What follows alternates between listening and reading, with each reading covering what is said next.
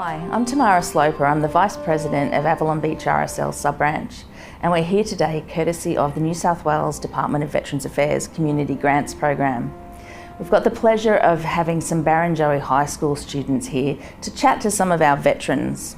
And the idea is that we showcase the diversity of veterans these days, especially here on the Northern Beaches. So we have veterans who served in Korea, we have veterans from Afghanistan and Timor and the Solomon Islands and Iraq.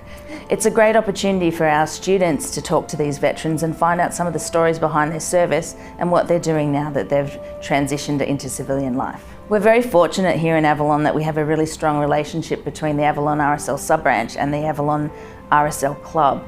The staff and the management here are very supportive of all our commemorative and memorial services.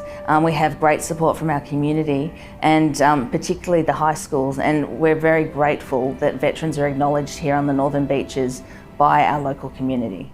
Hello, my name is Adam Inga. I'm from the local high school, Barrenjoey, and today I'm going to be interviewing Tamara Sloper about some questions from her service for our country.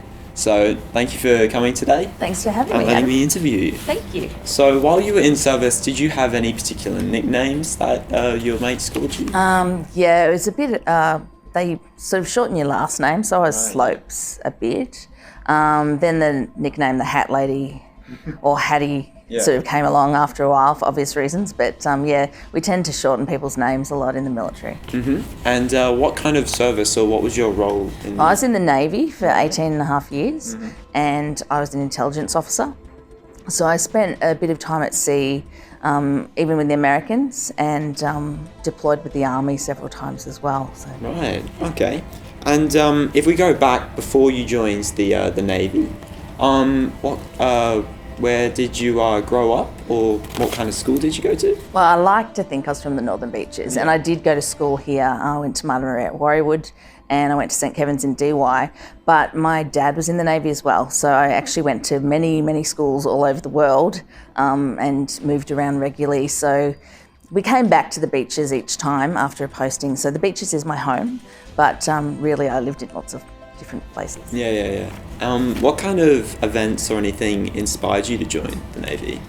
When I was a kid, we got to actually go for school excursions on board the ships and things like that. So I think I was really influenced by the exposure I had, and Dad would deploy for quite long periods of time and just waiting on the wharf for the ship to come back in. As kids, we could run all over the ship and really have a look at things, which I don't think you can do these days, but I kind of got a taste for it, and I loved the idea of being in service and actually joining the Defence Force to go and help other people.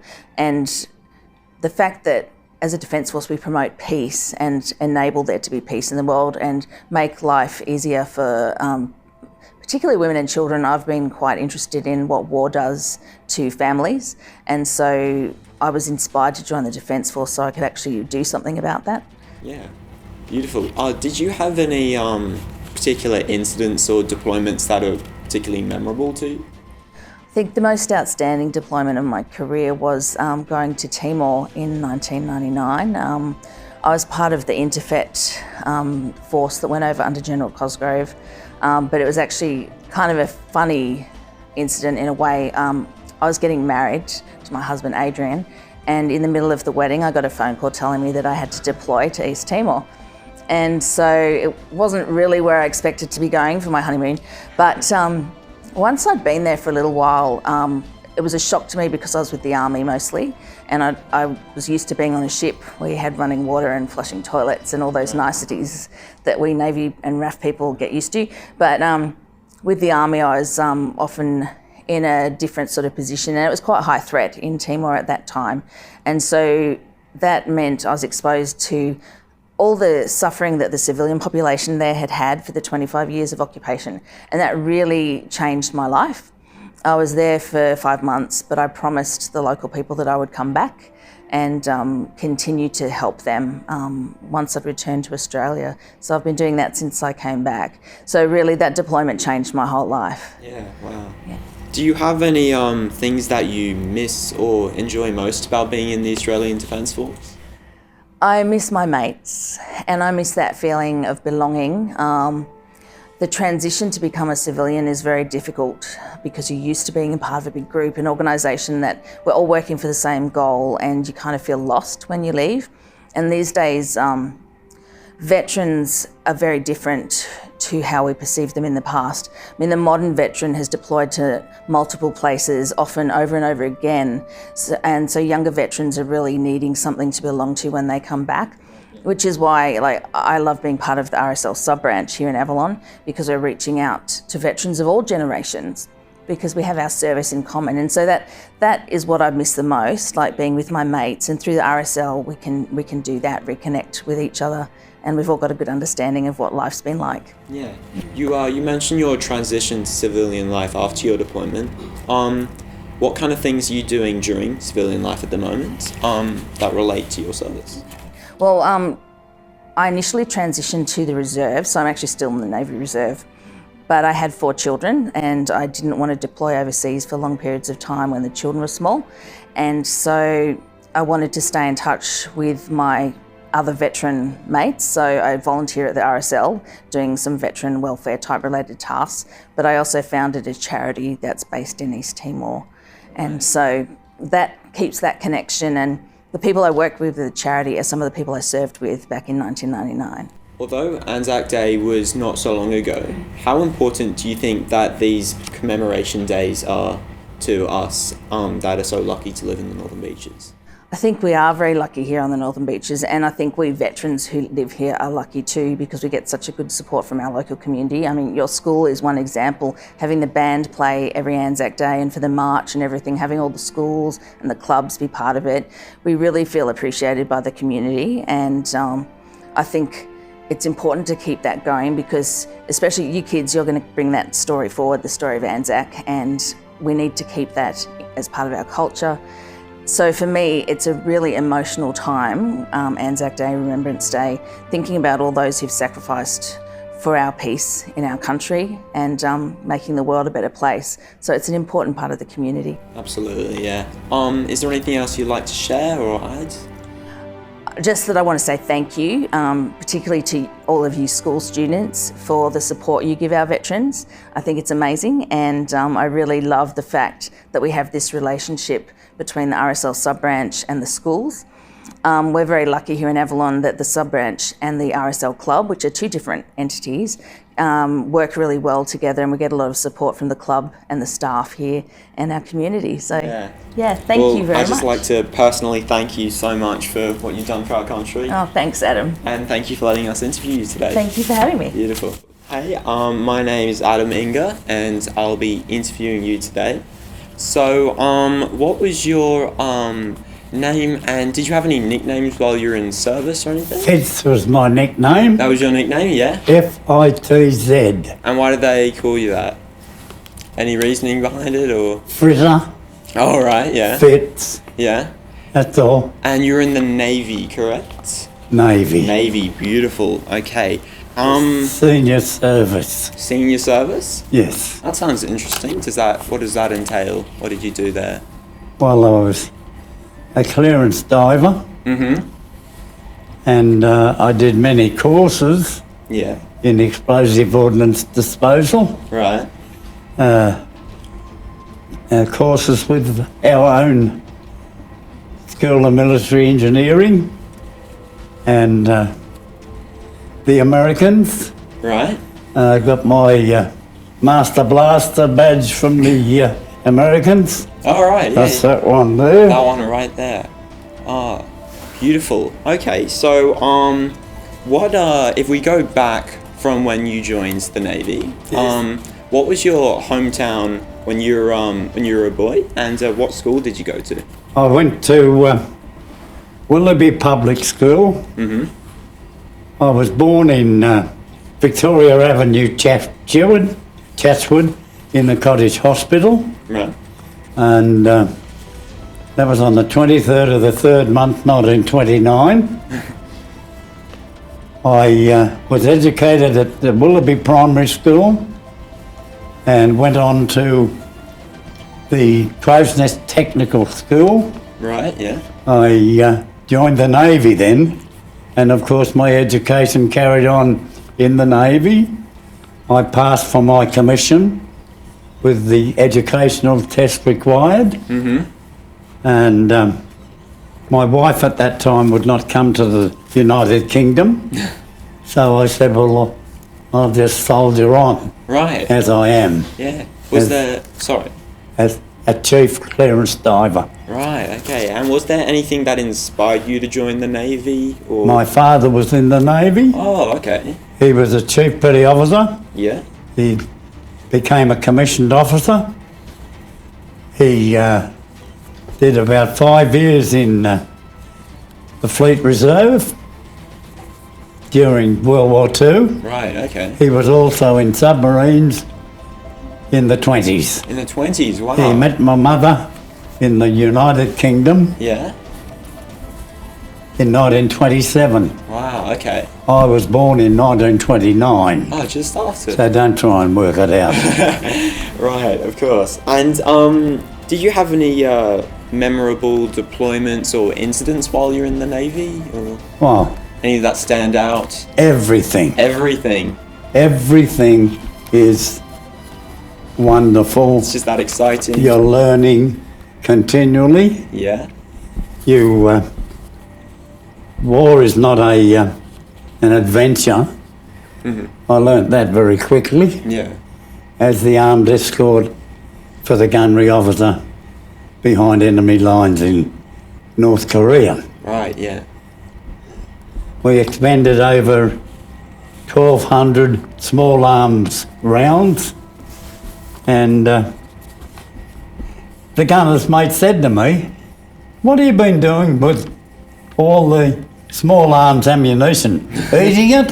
I said, "You wouldn't be talking to me if I hadn't used it." Of course, yeah, yeah. Eh, Do you have anything that you miss most or enjoy most about being in the Defence Force? Or Well, once a clearance diver, always a clearance diver. That's the That same. is the first thing. the first thing you And learn? nothing ever will come anywhere near that. Right, of course. A clearance diver has friends, associates, diving buddies, and, well, I hate to say it, but we love each other. No, yeah, fair enough. It's like your brothers, It's- family. We were a family, Yeah. and we still are a family. Once a clearance diver, always a clearance diver. And I'm still a clearance diver. Really? Yeah. Right there. Beautiful. Well, do you have any amusing stories from your service that you can recall? Or Amusing? amusing? Yes. We had an island that was stockpiled with American ordnance. Right. And the Americans gave us a very quick course because some of these thin wall bombs had mustard gas in them, Oh, right. which we were going to present to the Japanese. So we could not blow that island with all the ordnance on it if there was any wind. Right, yeah. When we got to the island, we found New Guinea natives had built their homes with banana leaves in each stockpile, which we had to say to the boys, Yeah. "You catch them like a toy, go along other island," Yeah, yeah, yeah. and which they did. Right. Now, the unfortunate part about it, when we detonated that ordnance, the safety distance was 3 miles. We didn't have any wire to use a controlled detonation Oh. with an electric detonator Right. 3 mile long. Yeah. So we had to use safety fuse. Oh, Safety fuse burns 1 foot 30 seconds. So 24 foot gives you 12 minutes. right. So 2 foots gives us 24 minutes. 24 minutes. So we're ready to go. It's take us 2.5 days to make up the ring main. of Cortex, which detonates at 22,000 feet per second. Right. So it's like a detonator on a detonator on a detonator.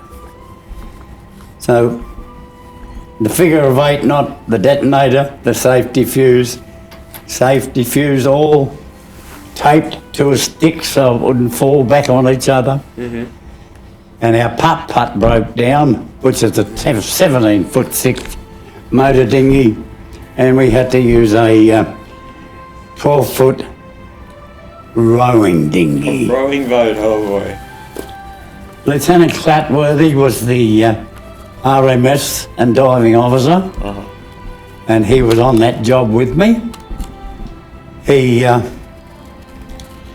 by the time we'd rigged the ring main so that it wouldn't all detonate at the same time, knowing that it was going to be a sympathetic detonation anyway, Yeah. because of all the big stuff that was there.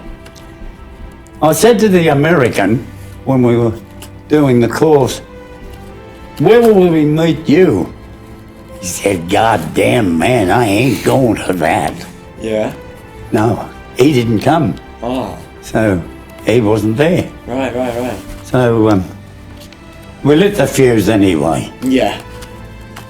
We're getting down to the beach to get into the dinghy, The wrong way. and the tide had gone out. Oh, So that was very humorous, Yeah. because Pop said to me, "Go back and cut the fuse, don't run." I said, "I won't run." Well, I hurried, so I cut the fuse, because the more fuse we got rid of, the less time we had to get to the 3-mile safety limit. Yeah. Anyway, eventually the tide came back in. We had to sleep on the island all night. We went into the village, and the headman gave us a hut to sleep in. So we tied our big toes together with a piece of string, because I didn't know whether they were cannibals or not. Oh, right, yeah. Yeah. So we knew that we were pretty safe. If one of us was taken, the other was going to know about it. So come the big day, we light the fuse, the tide's in, we get in the dinghy and start to row. Pop said to me, "Don't look round, just keep rowing. If you go a little bit off course, I'll say up right or up left." I said, "Okay." So after about 10 minutes, I said to him, "How long have we got now?" He said, "Oh, we've got a fair bit of time yet, don't look round."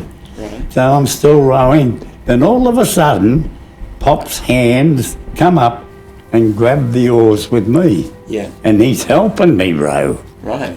I said, "We must be getting close to time, Pop." He said, "Yes, we are." Bang. Then the bow hit the steel tug. Really? We got over the Yeah. bulwark. He said, "Lay down quick." And away it went. This was the biggest bang since Hiroshima, Really? as far as I was concerned. Definitely. He said, "Don't look up yet." And they could hear splash, splash, splash, 3 mile away from it. The 17-foot-6 motor cutter's falls were cut with shrapnel, and it fell to the deck. The yard arm of the tug fell to the deck. So we thought, well, we can't afford to look yet. Yeah. And I said to Pop, "You're the officer, you have a look." He said, "No, I'm not looking." Yeah. So when all sound had ceased and the ping, ping, ping, ping on the hull of the steel tug, which just about knocked every bit of paint off it, I looked up. He said, "What do you see?" I said, "Nothing." Yeah. He said, "What do you mean, nothing?" I said, "There's nothing there." "Oh my God, Father," he said, "Nothing there?" I said, "No, have a look." So he crept his nose over the bulwark Yeah. and said, "No, there's nothing there." So what we did, he cleared lower deck of all the troops that were involved, including the captain of the vessel, and he said, I want you to raise your right hand and I want you to put your left hand on your heart. Right. Which we did. He said, today was a day we saw a spectacular earthquake and an island has disappeared.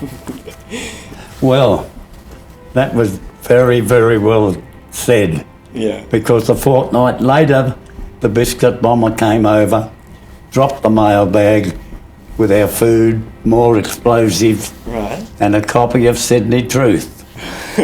And headlines, earthquake on the equator, island has disappeared. Really? And of course this was because of the outward explosion and the rest of the atmosphere falling in onto the coral island, Oh my gosh. which crushed the coral under the island, Yeah. and the island disappeared. Oh my gosh. Yeah. You were famous. You're in the newspaper. Yeah. Yeah. And that island was as big as Clark Island in Sydney. Really? And you couldn't get a spare bit of space between the bombs that were there, or the American ordnance that was there. And when we were investigated regarding your quantity of explosion, it was supposed to be a bit of at a time. So the cortex fuse unfortunately detonates at 22,000 feet per second. I said, well, that's a little bit at a time, isn't it? Yeah. Well. Wow. Okay. Well. If we bring back to after that incident, after we've left the Navy, sort of to nowadays, how important to you is the local community, so the Northern Beaches, Sydney, their commemoration of what you and what, like you said, your family did back then? Yes. How important it is to commemorate those Well, events? I commemorate it every year with ANZAC Day, Of course. and also Remembrance Day, Yep. and any other day Yeah. that any commemoration is going on, or if I'm called to give a bit of a lecture or anything like that, I'm heavily involved. Of course, yeah. So you'd say it's very important that people still remember what all happened back then, of course. Well, see, war is not an adventure, and it's very hard to differentiate between what war is and what peacetime work is. Right. Peacetime work today, we still have clearance divers in Afghanistan. We had them in Sudan. We had them in the Arab Emirates and the Gulf. So these are the, call them unsung heroes that no one knows about. Right. It's quite a, it's not a secret organisation. It's just that we don't blow the bugle Yeah. as loudly as other branches in the service. See what you mean.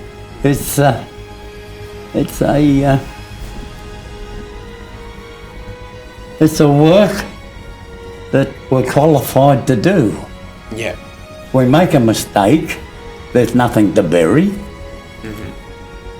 And we take that on board from the day we qualify. Right. Yeah. The qualifying pin has now been issued, and that's that one there. Yeah. And you'll notice the size of it, Yeah. very small, Yeah. inconsequential. But that is a qualified clearance diver. Right. Okay. Well, I just wanted to personally thank you for all your service that you've done in the past and all that you do today. So thank you so much. No And problem, yes. mate. Anytime, anywhere, there's always a bomb. Well, I hope you have a nice day, and thank you for talking to me today. Thank you. Beautiful. My name is Claudia from Year 10 Barrenjoey High School, and I'm interviewing Tanya Oberg who served in the Navy. Did you have any nicknames in the Navy? A few. Most of the time it was just based on my maiden name, so I got Slav. Huge. Great. And what was your role in the Australian Defence Force? So I was a sailor, and I was an electronic technician specialising in communications. So, yeah. And if we go back to before you joined the Defence Force, where was your hometown and where did you go to school? So nothing in my life is simple. So I was actually born in Tonga. Yeah. My dad, who's Australian, had a job that was based in New Zealand, so we moved to New Zealand. So I lived there till I was about 10, and then we came to Australia to live, and we've lived all over Sydney. So I don't actually have anywhere that I call home. I just say Sydney's my home. So Yeah. but I've lived on the northern beaches. I've lived in the Shire. I now live in the hills. Like, I've lived everywhere. So yeah. And what inspired you to join the military? I actually wanted to do a bunch of different things before I left school, as most of us do, and it was a girlfriend actually who talked about joining the Australian Defence Force Academy, and I thought that sounded pretty good, and I thought I could travel and get paid to travel. And I wasn't old enough to be a flight attendant, so I thought the Navy would be a good way to go. Yeah. And when you were in the Navy, what was your most memorable incident or deployment that you had? So when I joined the Navy, women really didn't go to sea. There was the odd ship that took maybe one or two girls at a time. So I never actually got to deploy per se, but I was really fortunate that my time in the Navy, I spent a lot of time playing sport. So I got paid to play sport, and so I've been to New Zealand, I've been all over Australia playing sport. I was supposed to go to Malaysia, but then that didn't happen. But so many different things in the Navy that you can do with regards to the different jobs that you can do, or travelling because of sport, and learning different things too. So I don't have a deployment story. I wish I had one, which is why I only have one medal, as opposed to Bill, who absolute legend, who has so many. But yeah, I have. I can't narrow one memorable incident down, except there was a really great time when the Navy took over Taronga Zoo for a weekend, and I was really, really fortunate that I got to work with the not the Navy SEALs, but the real SEALs and sea lions for the entire weekend, and that was absolutely just phenomenal. I made the front page of the Mossman Times. That was exciting. Nice. So yeah. Yeah. What do you miss or enjoy? What did you enjoy most about the ADF now that you've left? The people. Yeah. I really miss the camaraderie that you form with people. There are things that you do that nobody else will understand unless you've served. And it doesn't matter whether it's someone like Bill, who served clearly a very long time ago, and just such an honour to meet him today, or someone who's currently serving. We have a bond that is formed and that stays for life. You can meet someone anywhere across the world, in another defence force even, and you just have a bond that is immediately formed, and civilians just don't get that. So so that I miss that. Yeah. But now that you are a civilian, what are you doing in that civilian life? So I'm a full-time mum, full-time stay-at-home mum, but I went back to school and I finished my degree, and now I'm doing postgrad study. Nothing like electronics. I'm actually studying international law now, so that's testing the brain, but it's really enjoyable to do more. Not that kids aren't fulfilling, but to actually just do something that's using the grey matter. Yeah. So, yeah. So, the local community often runs commemorations for the Australian Defence Force. Is that important to you at all? Absolutely, Yeah. most definitely. And it is like in our family, so we do ANZAC Day. One of the most proudest moments I've had when I was serving was to be able to march on ANZAC Day. I was able to go to small towns actually and be a catafalque party and stuff. And so last year, as we all know, with COVID, our family did ANZAC Day in the driveway like so many others. And that is something to honour and to thank, not because we served or I've served, but to honour everyone who has served, because it is a big deal. You sign on a dotted line to willingly give your life. Yeah. And I know that might sound corny, but that means a lot to me, and I thank everybody who served before me. I'm going to cry for the fact that they went and did that. Yeah. And so many young boys did come home. So we can't forget them. Sorry. I don't have waterproof mascara on. Thank you so much for your service, and thank you for being here today and to answer my questions for you. Thank you so much for having me. Appreciate it. Thank you. Hi, my name is Adam Inga. I'm from the local high school, and I've come here to interview you about your service for our country today. So I was just going to ask, while you're in service, did you have any nicknames or? Mine's a really easy one. So my last name's Scully, so I'm Andrew Scully, so it was just Scully. And so obviously repeated jokes about the X-Files, which is you may probably haven't seen. But yeah, repeated jokes about that, but yeah, just Scully. Fair enough. And what was your role in the Australian Defence Force? So I was in the Air Force, not the senior service, unfortunately, as from my Navy counterparts will attest to. They attest to being the senior service. It's a bit dubious, but that's all right. Yeah. But yeah, so I was a corporal communications electronics technician in the Air Force for about 10 years. Mm-hmm. Yeah. Still a reservist at the moment as well. So once I discharged, I continued on in my current role, which is at Air Force Headquarters, basically consulting on the cyber capability realisation efforts that we have there. Beautiful. And if we just jump back before you joined the Air Force, where did you grow up? What was the name of the hometown, the school you went to maybe? Yeah, so I was born in Gladstone in Queensland. Very young age, I moved down to the north coast of New South Wales. So I grew up in a town called Maclean, which most people haven't heard of Maclean. They've heard of Yamba or Coffs Harbour, so it's around that general kind of region. Went to Maclean Public School and then to Maclean High School. So yeah, and I finished up there in 98. So, yeah. Wow. And did you have anything that inspired you to join the Air Force in particular? Yeah, there's a bit of history behind that one. I think like a lot of people, they're inspired by different things in different ways. They want to either contribute, which is certainly a big part of why I joined, the adventure side of things that was there. I must admit though, I always wanted to fly. My grandfather was in the New Zealand Air Force, flying in bombers in World War II. And so there's a lot of stories and inspiration, those types of things there. And I guess I was always just drawn to the air in that regard, even though my family grew up sailing. So I do have a love of the water and of the air. So yeah. And do you have anything that you miss in particular about the Defence Force? Lots of things. There's, like many people that have served, there's so many memories, so many experiences, so many things, small things like interactions with people, meeting of certain people, all the way through to the larger things of going on deployments.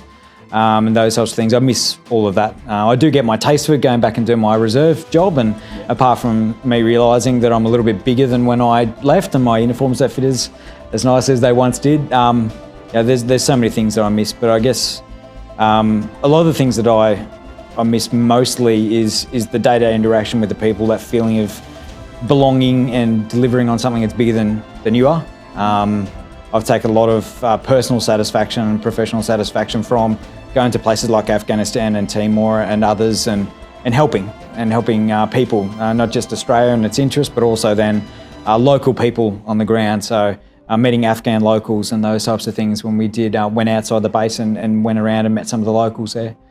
There's so many different things. It's kind of hard to pick one, to be honest. Yeah, fair enough. And you mentioned your deployment. Do you have a particular deployment that was most memorable for you? I think probably my first Afghanistan deployment, where I spent longer in country there. So that was just to get a feel for the country. I did more travel in my second one, going around to various different regions, but the first one was probably most memorable just because of the time spent in country and the role that we did. So I was working on air traffic control systems that helped keep the coalition forces in southern Afghanistan safe. So we're directing air traffic all around southern Afghanistan, and that's everything from directing fighter jets onto troops in contact to then pushing out helicopters for medevacs or deployments, or through to large transport aircraft and everything in between. So there was a lot that went into that deployment, and certainly I kind of walked away from that with a huge feeling of satisfaction and accomplishment, not just for myself, but obviously for the entire team. There's a lot that goes into a large deployment like that. So. Of course, yeah. And we just had ANZAC Day, and so how important are these commemorative days to you as someone who's served in the ADF nowadays? I think it's exceptionally important, and I guess the reason I find them important is it's similar to some of the stories around you acknowledging and remembering the sacrifices and the contributions of those who have come before us and those that are currently serving. I also then look back on my experience and try to kind of internalise and so digest that, and I think that's for most people when they leave. It's a multi-year process, or it's even a lifetime worth of process from leaving the ADF. You lose a lot in terms of your identity, but I guess just as importantly for me as a father of 3 young kids is to help them understand that war is not to be glorified, it's not to be sought after. We need to do everything we can to keep the peace and prosperity across the globe that we currently enjoy. And I guess imparting that knowledge and that experience to younger generations from people who have come and experienced that firsthand, to say, look, this isn't somewhere that we should kind of want to be or aspire to be. Remember, acknowledge, and then also just be thankful for the lifestyle that we enjoy today. So yes. Well, I'd just like to personally thank you very much for your service for our country. Is there anything else you'd like to add, or in particular? Look, not in particular, in the sense that there's so much that goes into what we to a veteran. There's so many things that you can't talk about, especially or don't want to talk about. But I guess the things that I'm looking for now, and I guess in my current role, is now starting to get more into the sub-branch as the kind of the younger generations of veterans coming through, is helping to raise awareness of things like post-traumatic stress disorder, all of those things that people are experiencing when they're leaving. One of the biggest problems we have in this space at the moment is suicide rates within our veterans coming out. There are so many coming out of service of recent, over the last 10, 15 or so years, that don't speak up. They don't make themselves open, don't give themselves openly to come and seek out help. And so the more I can kind of help, where I've been very lucky in my experience is helping them get through that. And as we were talking about before, that a lot of the issues with PTSD are not necessarily the bangs, the explosions, the stress and anxiety that comes from serving in a war zone, although that is a huge part of it. But a lot of it is just the loss of identity. We talked about this before, is the having the uniform on. People take on that persona as that is a huge part of their life. They are the uniform, and the uniform is them, and they take a lot of that on. When they leave, they lose a lot of that. And I know a lot of people who have stepped out into civilian life have struggled with, who am I? What do I do? What kind of stands up to kind of giving them that purpose as they step out? And so the more that I can kind of help other people move through that, as I've been very lucky in my current kind of career outside, the more that I can help to contribute there, the better. So thanks for doing these types of things. I think this helps greatly. People have a conversation with veterans. So I hope so. Well, thank you so much for letting me interview you today. Anytime. Thank you. Have a nice day. Hi, I'm Claudia from Barrenjoey High School in Year 10, and I'm here with Ryan Carmichael. So what was your role in the ADF? So I spent just under 16 years in the Royal Australian Navy as a naval officer, primarily a mine warfare and clearance diving officer, and a maritime warfare officer, so driving ships, diving and bomb disposal predominantly. So. And when you were in the Defence Force, did you have any nicknames or? Yeah, I guess we're a creative bunch in Australia, so typically it's around your surname. You only ever really know anybody around your surname, so Carmichael, Carmo. But when I entered the diving community, there's probably a different name by it used to go to, but we used to have a physical punishment or extra physical activity, maybe we call it, that was referred to as a bee sting. And a particular one of those was climbing a rope up out of the water and walking along a beam to get back onto the wharf and go through a repeated set of exercises. So I was always maybe the larger guy in the course and was not very good at climbing ropes when I first started. So I inherited the nickname of Ropes, but went on to be a good rope climber. Yeah. And before you joined the Defence Force, where did you grow up? What was your hometown and where did you go to school? So I was originally from Adelaide, born there in Adelaide, but I guess my parents raised me up and trained me well for a life in the military. I spent most of my life living around the world and changing, cities and schools and countries every 3 years. So I lived in Australia. I went to school in Italy, Korea, the Philippines, Indonesia and Malaysia, and then ultimately finished up back at boarding school in South Australia at Scotch College. And when you did decide to join the ADF, what inspired you to do so? It's a whole lot of things that, based on my experiences growing up around the world, seeing both my parents working in public service, having a lot of friends and family associated with the military, all kind of led me towards a life of wanting to serve in some capacity.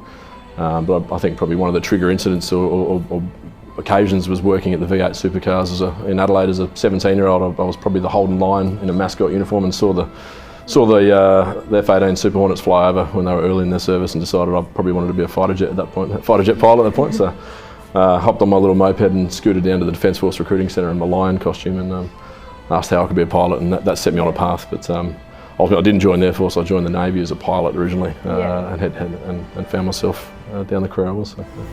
And what was your most memorable deployment?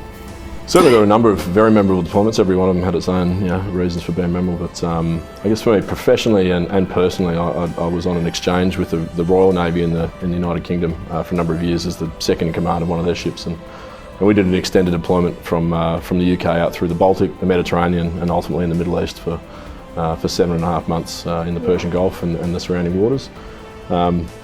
Not operationally too different to what I'd done previously, but the fact that being second in command of a Royal Navy ship and having a fantastic crew and a lot of meaningful engagements we did throughout that really that was my final major deployment in my career, and it kind of sits with me as a great memory. So, yeah. Did you have any memorable or amusing incidents? After sort of 16 years in the military, I think anyone have plenty of good stories. I had a reunion weekend with my diving course mates maybe last month or so, and I think my stomach muscles are still hurting from how much we laughed about all those memorable incidents, but most of them might not be appropriate to share here. But we heard earlier in the day about an occasion blowing up an island. I had a great story out in the South Pacific as well, and an explosive ordnance or remnants of war clearance in the Solomon Islands in about 2013. And it was the end of a major multinational activity with the coalition, United States, New Zealand, Canadians and the UK forces working with us, and I had the task of setting up the final display demolition, which was we called it a mini nuke, or it was basically trying to put on a spectacular explosion behind the camera, which would be a live cross to Australian television. And as a young trainee diving officer, it was my task to set that up, so I thought I was going to be pretty smart and do it a little bit different. I knew better, and we went right to the live cross, and as I went to initiate the slightly different to the slow fuse burn, I had an automatic initiation and I went to a misfire right on national TV. So it was a failed attempt at blowing up an island as opposed to the previous story of successfully blowing up an island. So. What do you miss, or what did you enjoy most about being a part of the ADF? It's, there's a lot of talk about missing the camaraderie, I guess the opportunities that the service brings you, and whether that's career or personal development, and ultimately it's about being part of something bigger than yourself, and that's what it's very difficult to fill that gap when you leave service. Your friends and your mates and your teamwork's always there, but trying to find a meaningful contribution back into to others, where when you're in service you're absolutely committed 100% to something more than yourself, and that's always hard to fill a void. Contributing to whether it's national or global incidents and wanting to be a part of that. It's always trying to find a way to contribute. And what are you doing now in civilian life? So as I transitioned out of the military a few years ago, another veteran colleague and good friend of mine embarked on our own journey to I guess, take our lived experiences of seeing issues in small vessel and watercraft design and set up our own company called the Whiskey Project, so a veteran-owned and founded defence technology and a boat building company based here in Sydney, ultimately building vessels that for our friends and cohorts that we wish we had the pleasure of working on. So so it's still able to contribute back in our own way and stay connected with our community, which has been great. So. How important to you is the local community's commemoration? Yeah, certainly days like whether it's ANZAC Day and Remembrance Day and any other, even interactions like this about being able to talk with community, schools, your family. It's important for a whole bunch of reasons, whether it's recognition of and respect for those that have served before us, but days like ANZAC Day are not just a national day of memory, they're sort of like a day of gathering as well, and it brings a community aspect to it. So areas like Northern Beaches, we're blessed to have a fantastic community here, and seeing everybody get around and understanding, I guess, who else there is in your community. And so when everyone gathers together on a day like ANZAC Day, it's a great time to meet new people and tell stories and share a few jokes that might be more appropriate for those days. But it's also a great day for checking on your mates. That's often the one day a year where you might check in and see someone and just make sure they're doing okay. And it's important. So, Well, thank you very much for being here today. Is there anything else that you'd like to share with us? No, what have we got? I suppose as another Navy tradition or a military tradition, we exchange a lot of coins. They're called a challenge coin. So we have our own commemorative challenge coin that we formed recently. So we can say thank you, but you sort of have a handshake, and that's your commemorative coin. But your own special commissioning whiskey project coin. But thank you for what you're doing, and all the best in the rest of the high school. So. Well, thank you very much. Hi, my name is Claudia from Barrenjoey High School, and I'm in Year 10, and I'm interviewing Adrian today, who is part of the Australian Defence Force. So what was your role in the ADF? I was in the Army, and the Army's got lots of, it's a big church, the Army, it's got lots of different pews in it, I suppose. I was in the Royal Australian Engineers, and our job as civil engineers, more or less, we have all the tradespeople and all the technicians to build things like bridges, roads, airfields. But we also have the combat engineers that do the clearance as well, so clearing of minefields, clearing of obstacles, and all that sort of stuff. So that was my major job. Yeah, and while you were part of the Army, did you have any nicknames or anything? Yeah, unkind people called me the Rock Ape, but now I'm grown up and we don't do those sort of terrible things to each other. It's just Adrian now. I was lucky I had a name that couldn't be twisted or contorted or anything like that, so it's pretty straightforward. Yeah. So back before you joined the Army, what was your hometown and what was your school like? I came from Adelaide to start with. I used to joke with people because I was born on Kangaroo Island and I didn't know many people who knew even that it existed. So it's fairly small. And actually in terms of defence, not many people come from South Australia or the western states. It's mainly from Queensland and New South Wales. So I found I was one of the minority that came from South Australia to a largely Queensland and New South Welsh defence population as well. The school I went to was St Ignatius College. It's not the Riverview one that you've got here in Sydney, which is really nice and expensive and exclusive. It was a fairly quiet little school in Manresa Court in Athelston. And when I went there back in the 80s, it was really small. It's a lot larger and a lot more sophisticated and developed now. But yeah, that's my alma mater. Yeah. And when you did decide that you wanted to join the Army, what inspired you to do so? I think I wanted a job that wasn't just ordinary. I wanted something that had a bit of action. And at that stage, I joined when I was 16, because you could in those days from South Australia, because you don't have compulsory preschool and you can finish year 12. If you start when you're 4 years old, you can finish at 16. So with that limited amount of, I suppose, exposure to what I wanted to do, it just seemed like a really fun thing to do.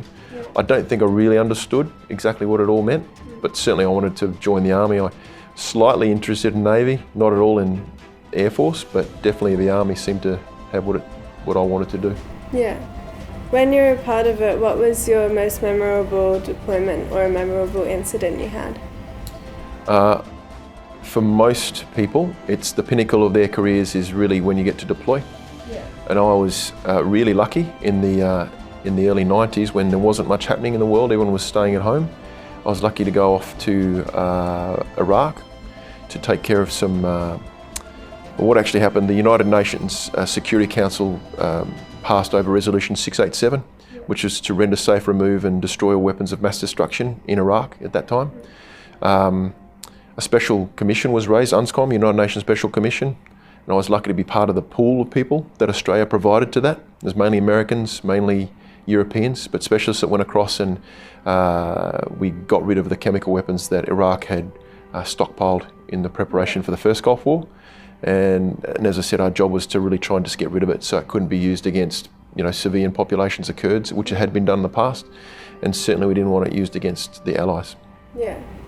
Do you have any amusing or memorable incidents that happened? Oh gee. I think nothing specifically, but I do know that a lot of the stuff that we do with our friends in the army and our colleagues from overseas, because you've got a lot in common, because soldiers go through Kapuka in the army. Yeah. Every soldier will go through Kapuka. Every officer will go through Duntroon. And you share that initiation. No matter what your reference point is or where you end up or how old you are, you'll always have that in common with the people that you join with. So I think I don't have any specific anecdotes, but I do know that we just all share that experience, that similar period of time we spent together, and we can all refer back to that. And it's not necessarily the good times we recall, it's the really bad times. Do you remember how cold we were that night? Or you remember how far we had to walk? Do you remember how heavy these things were? And we go, oh yeah, that's the reference point. That's what we all have in common. Is there anything that you miss or that you enjoyed most when you were in the ADF? It's definitely the camaraderie. You don't see that or feel that anywhere else. And I knew that as soon as I got out of the army, even though I'm a reservist right now, it was definitely different the way that the army takes care, or defence takes care of people, and how you're part of a family. I think I probably took it for granted to some degree, because when you're a civilian, it's all pretty much business. You have your family, but you work because you want to earn a living. And I've met a lot of conscientious civilians that do work really well, but it's not the same as being in the army, which is really a lifestyle and the ethos of service. You put your country before yourself, you put your team before yourself, you put the task before yourself. And eventually, if you get a bit of time, you do stuff for yourself, but you're relying on everyone else taking care of you as part of that process. So that's what I miss, yeah. Yeah. And you mentioned that civilian life is very different. What exactly are you doing? I don't know, younger people now have many sort of options and opportunities for different career paths. But I think when if you're dedicated, and when I say dedicated, when you commit yourself to a career in the Defence Force, you never really move out of that. Yeah. So what I mean by that is, when you move out of defence, you move into defence industry. There's a whole series of layers of support that are needed by the country to make sure that defence can do what it's got to do. So we try and keep that onshore. We try and keep it a defence industry. And you've spoken to other people too that are trying to produce boats that are being used by the Defence Force. But the Defence Force also needs facilities, it needs maintenance, it needs all that sort of infrastructure around Australia, all the ranges that we practice on, all the roads to get there, all the ranges that we practice on, they all need to be maintained. And so that's what I did when I was in Defence. Defence is quite small, so they outsource a lot of that to defence industry. And that in turn provides, I suppose, income and support for people or families. It's just another industry. So to answer your question, I got back into that sort of side of work. I still work now I work for a UXO company. We do clearance of ranges to make sure that construction can go ahead. We deal a lot with World War I and World War II munitions that are just left behind from practices and range exercises, I suppose, that were done back in the 40s and 50s. And that in turn enables things like, we work for companies that do wind farms. So they need to clear areas, large areas in, let's say, South Australia near Whyalla, near Coltana training area. So we clear those areas so they can confidently go in there, build the towers for all the wind propellers, the wind farms, and produce electricity. So we open up all those areas that previously were not needed to make sure that they can get used by industry. And how important to you are the commemorations that the local community runs, like ANZAC Day and Remembrance Day?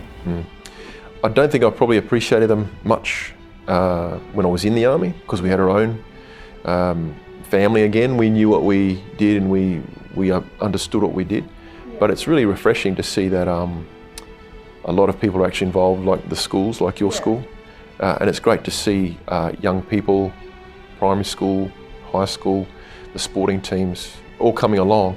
And you can see in the younger people who probably, the really young primary school students, you can see that they're just trying to understand what's going on. They're not quite sure. And therefore they ask their parents what's going on, and their parents sort of try and explain it too, and it gets the parents to reflect on what it means to them. And I think we know from history that there's been different phases that Australia's gone through of taking things for granted and not so much, I suppose, not appreciating, not that there's an expectation of that appreciation, but not really being that mindful of what's been done. We've all seen the documentaries of what happened to people when they came back from Vietnam as well. But I think that's turned around again. I think people are a lot more aware of what's going on. A lot less people are involved in defence now. If you look at the cross-section of how many people were directly affected in World War II, that might have been 40% of the population. But right now it's maybe less than 1% of the population actually joins the Defence Force or actually goes overseas or does operations. So it's good that we can actually acknowledge that happened, and as I say, it's great that we can do it locally. Well, thank you very much for your service, and thank you for being here today. Is there anything else that you'd like to add before we go? No, I just want to echo the words of the Return Services League. We really appreciate the fact that you're interested and you're undertaking these sort of activities. And I think when it comes to Anzac Day and memorials, please do attend. And if you want to take the time, just have a discussion with veterans or people that have got some medals on, and just find out what you can, because they're pretty receptive. They'll have a chat, as we do, have a coffee, and go from there. But thank you very much. Well, thank you very much.